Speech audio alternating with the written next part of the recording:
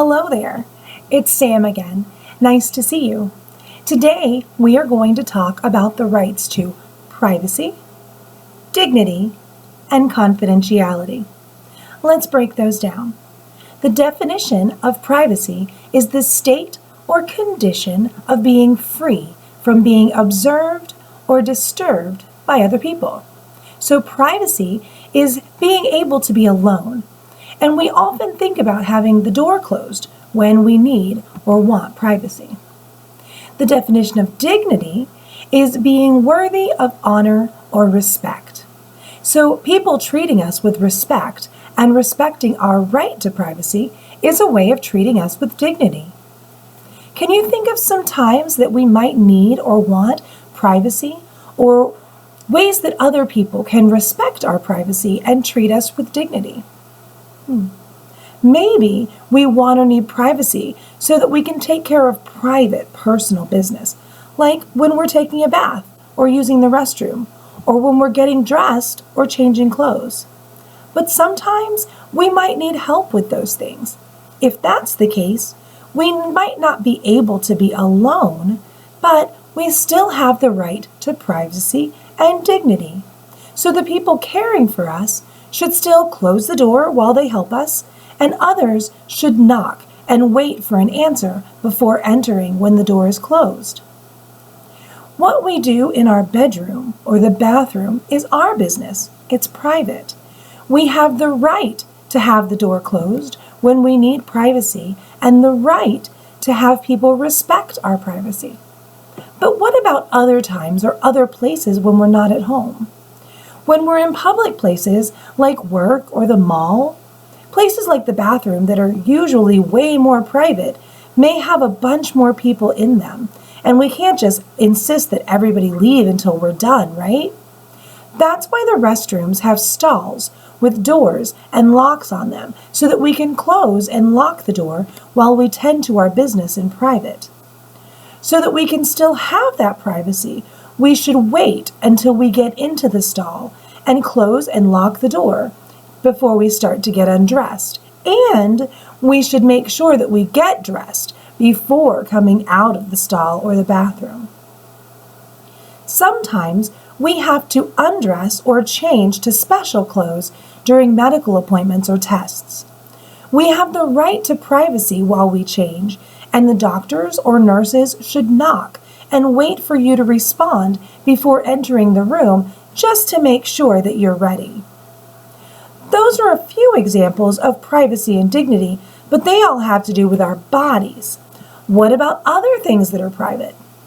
Remember, we also have the right to unrestricted communication, so no one can read our private letters or emails or listen to our private phone calls unless we say it's okay. We also have the right to socialization, so we have the right to spend time with the people that we care about, and also the right to private space to be alone with them if we want to be. And to be honest, sometimes maybe we just want to be alone. Whatever our reason to want it, we have the right to privacy. Just remember that rights come with responsibilities. So just as you have the right to privacy and dignity, you have the responsibility to respect others' right for privacy and to treat others with dignity and respect. Next, let's talk about confidentiality.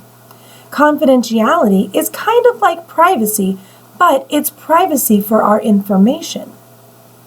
Everyone who provides services for you probably keeps a record or a chart that includes all the information they need about you and your needs, as well as all the services that they have provided for you. Your doctor's chart, for example, may have things about your health, like your age, your weight, your blood type, your allergies and your diagnoses, or anything medical that might be going on with you. It might also have the results from things like lab tests or x-rays that the doctor may use to help you get better or stay healthy, and notes from every time you visit him or her. Your chart here at Day Program may have your support plan and information about your Medicaid benefits, as well as information about the goals that you're working on at day program and your progress on those goals.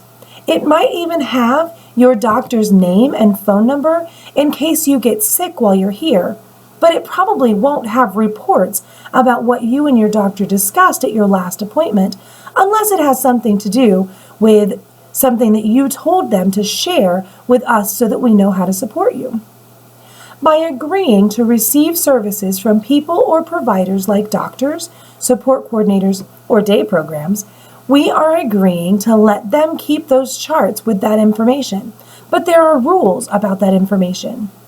First, we have the right to access our own records.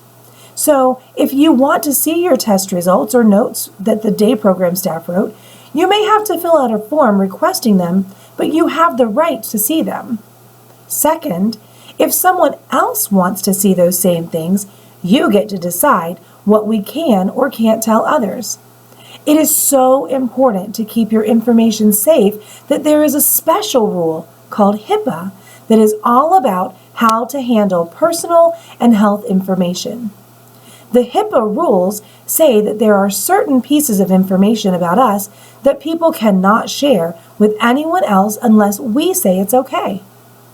Helpers and providers need to know the information that they need in order to provide the services that they are supposed to, but they have no right to tell others what they know about us. To explain that a little bit better, think about it this way. Your day program staff need to know what goals you're working on and what supports you need to meet that goal.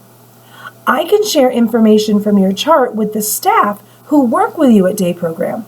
I can even send that information to your support coordinator when I submit my bill for services, but I can't go tell my next door neighbor because that information is confidential and can only be shared if you say that it's okay.